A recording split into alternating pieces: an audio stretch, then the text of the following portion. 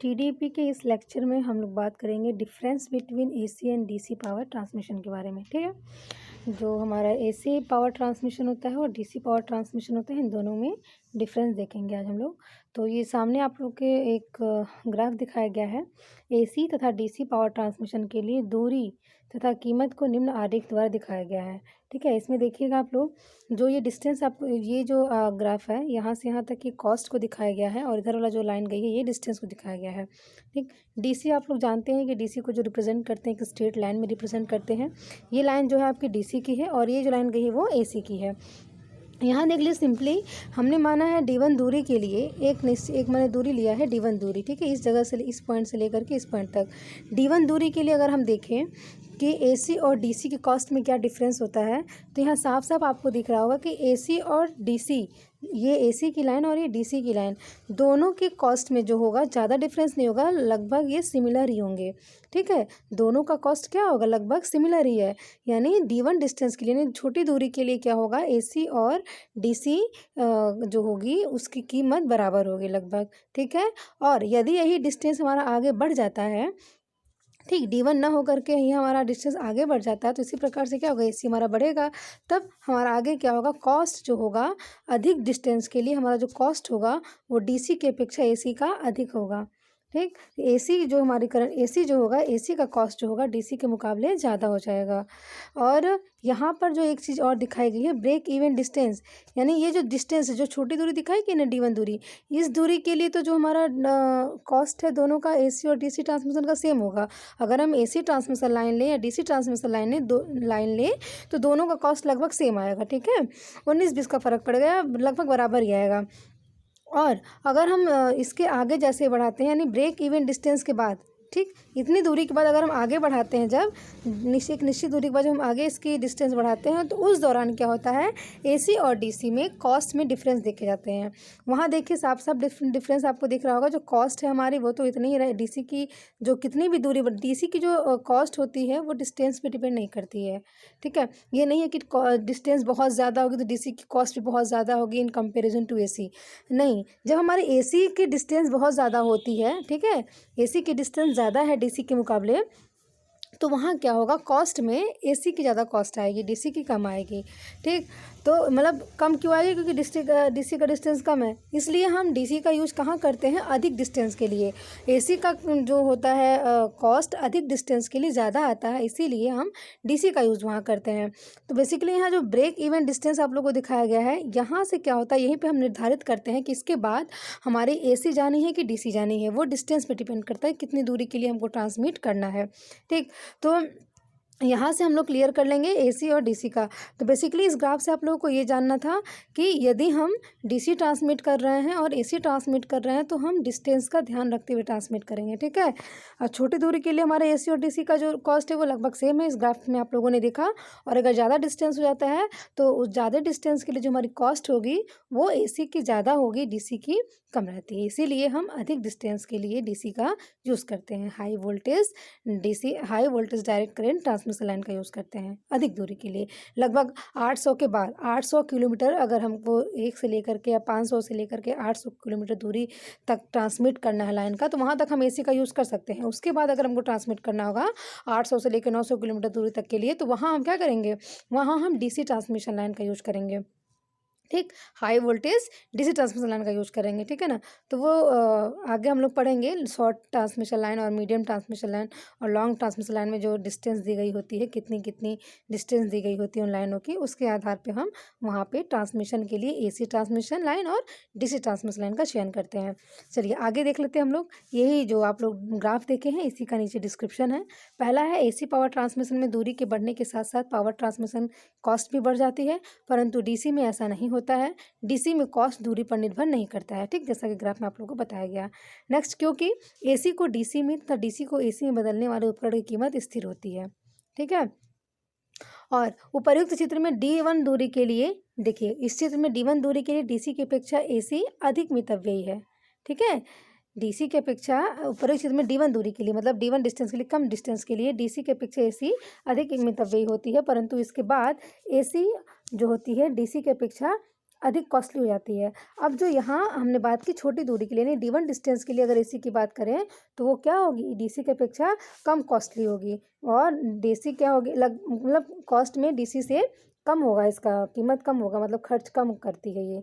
और डीसी क्या होगा, डीसी भी उतनी दूरी के लिए लगभग कॉस्ट इसका सेम आता है, लेकिन इसके सिस्टम में जो होते हैं, जो इसका सिस्टम होता है डीसी का, डीसी ट्रांसमिशन लाइन का जो सिस्टम होता है, जो कन्वर्टर होता है, रेक्टिफायर लगे होते हैं, इन्वर्टर लगे होते हैं उसको कन्वर्ट करने के लिए, और जो सिस्टम लगे हुए रहते हैं वो सिस्टम थोड़े कॉस्टली होते हैं। ठीक, इस वजह से डीसी हमारा क्या हो जाता है, यहाँ महंगा हो जाता है। ठीक, कुछ उपकरण इसमें एक्स्ट्रा लगाए गए होते हैं, उनकी वजह से हमारा डीसी क्या होता है, यहाँ महंगा हो जाता है।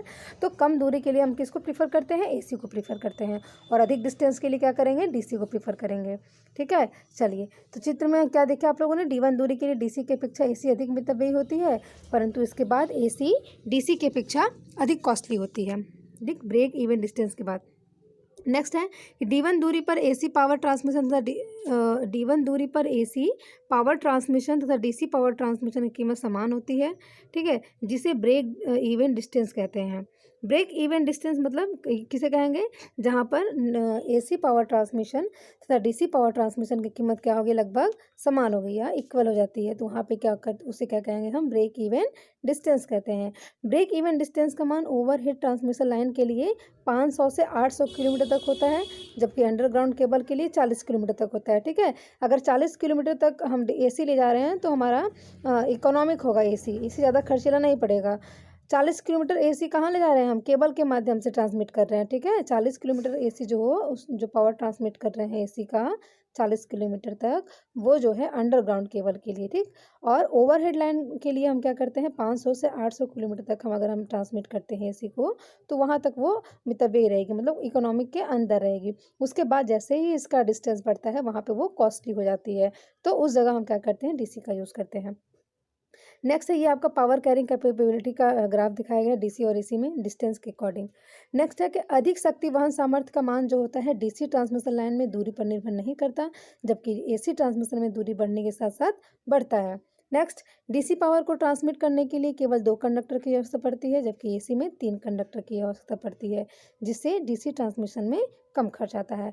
डीसी ट्रांसमिशन में खर्च क्यों कम आता है, क्योंकि वहाँ पे 2 तार का यूज करते हैं, और डीसी और एसी में क्या करते हैं, आर भी 3 फेज का यूज करते हैं। ठीक, लेकिन ये जो डिस्टेंस, ये भी कहाँ पे डिपेंड करेगा, डिस्टेंस पे। अगर डिस्टेंस बहुत दूर, बहुत ज़्यादा के लिए है तो वहाँ पे डीसी ठीक है 2 तार चला जाएगा, लेकिन अगर डिस्टेंस कम दूरी के लिए यानी D1 दूरी के लिए है, तो वहाँ पे अगर हम डीसी का यूज़ करेंगे तो वो हमको महंगी पड़ जाती है, तो वहाँ हम क्या करेंगे, एसी का ही यूज़ करते हैं।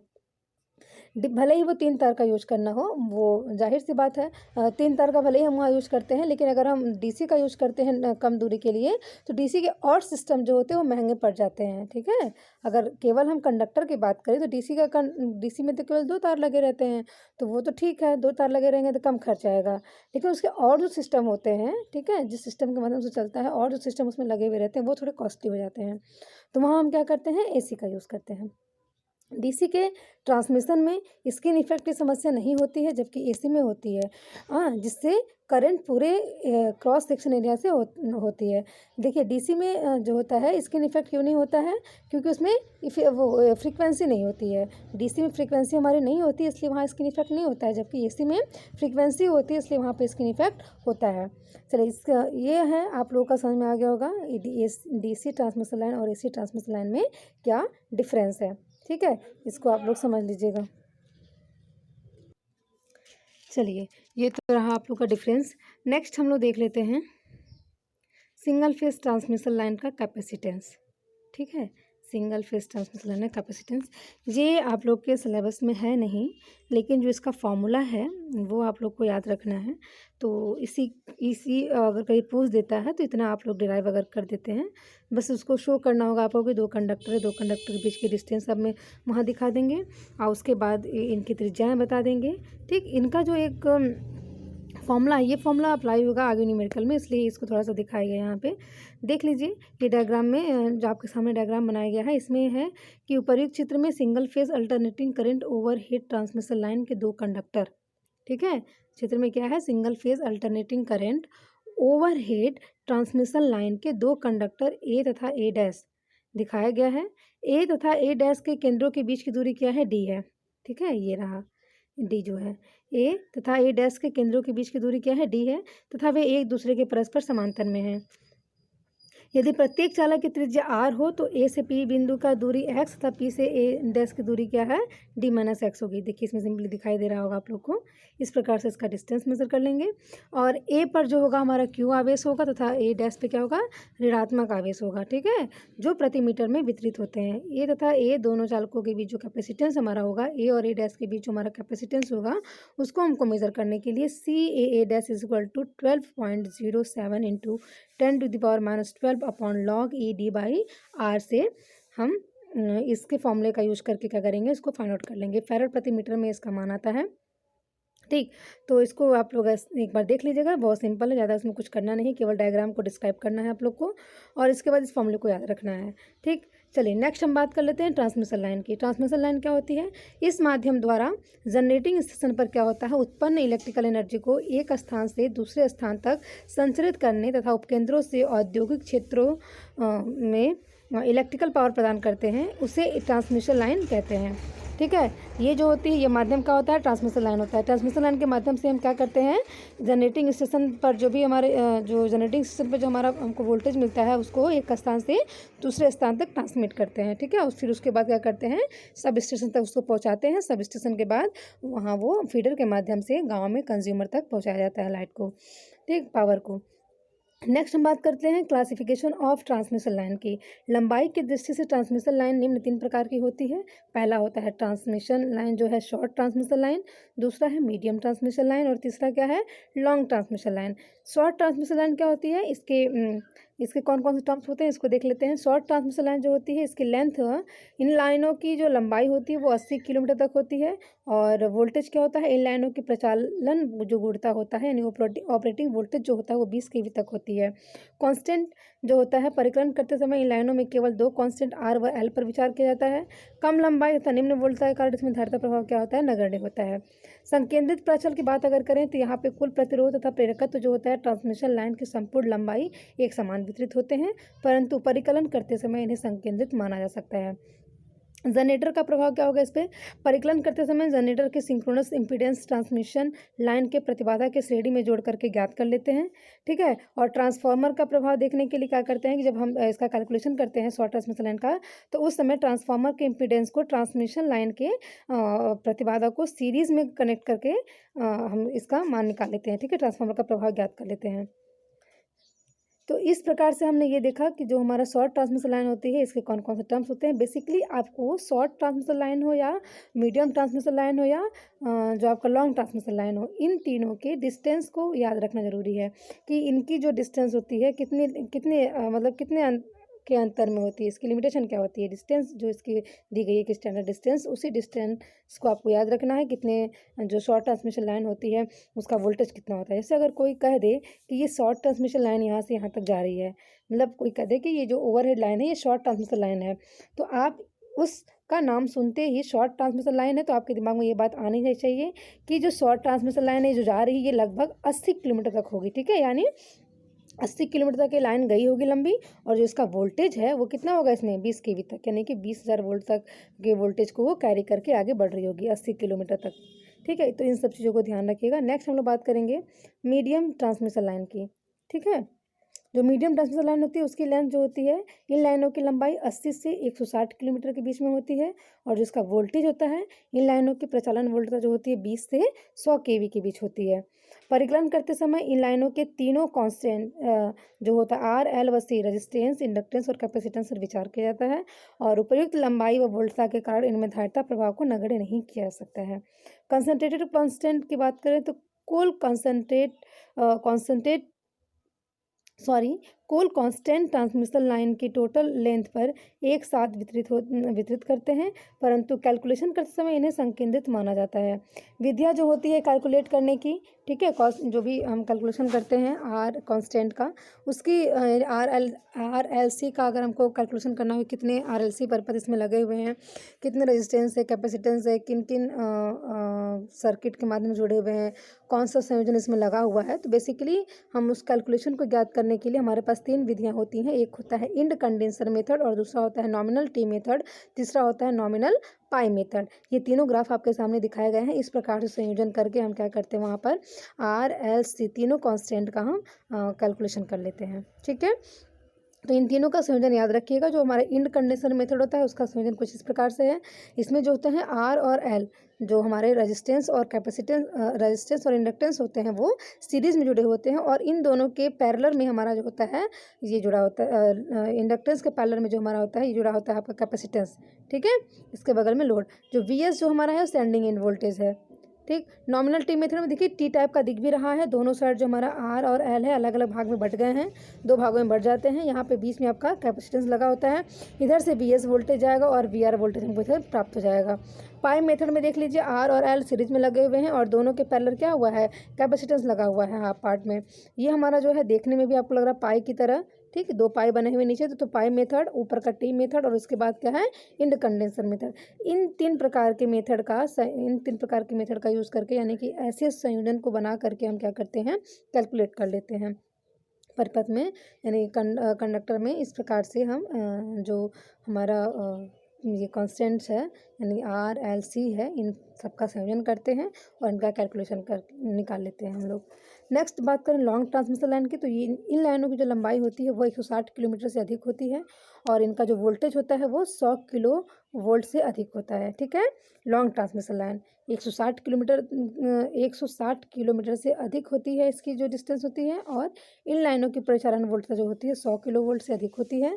ठीक, इन लाइनों में तीनों कांस्टेंट आर एल व सी पर विचार किया जाता है। उचित लंबाई तथा उपयुक्त वोल्टता के कारण इसमें जो होता है धारिता प्रभाव को नगण्य नहीं किया जा सकता है। संकेंद्रित प्राचल की बात करें तो उपर्युक्त लाइनों के समान ही इन लाइनों में भी सभी कांस्टेंट ट्रांसमिशन लाइन की संपूर्ण लंबाई पर समान रूप से वितरित रहते हैं तथा परिकलन करते समय इन्हें संकेंद्रित माना जा सकता है। ठीक है, अब हमारा जो है वो वोल्टेज रेगुलेशन देख लेते हैं। वोल्टेज रेगुलेशन क्या होता है, किसी ट्रांसमिशन लाइन की voltage regulation sending end voltage की नियत की स्थिति में रिसीविंग इन पर लोड से नो लोड तक वोल्टेज परिवर्तन जो होता है वो वोल्टेज रेगुलेशन कहलाता है। यहाँ पे जो आपको है ये टी नॉमिनल टी मेथड दिखाया गया है संयोजन वोल्टेज रेगुलेशन में। जब वोल्टेज रेगुलेशन हम निकालते हैं तो इस प्रकार से हम वहाँ संयोजन करते हैं, जो टी नॉमिनल टी मेथड का यहाँ पे यूज करते हैं कैलकुलेशन के लिए। यहाँ पे देखिए वी एस जो है इस सर्किट में वी एस क्या है, सेंडिंग इन वोल्टेज है, वी आर जो है वो है रिसीविंग इन वोल्टेज है। परसेंटेज ऑफ वोल्टेज रेगुलेशन निकालने के लिए इस फॉर्मूले का यूज करेंगे V S minus V R upon V R into 100 से। कंडीशन क्या होती है, यदि वी एस का मान वी आर से ज़्यादा यानी कि सेंडिंग इन वोल्टेज का मान रिसीविंग इन वोल्टेज से ज़्यादा होता है तब परसेंटेज वोल्टेज रेगुलेशन जो होता है वो पॉजिटिव होता है।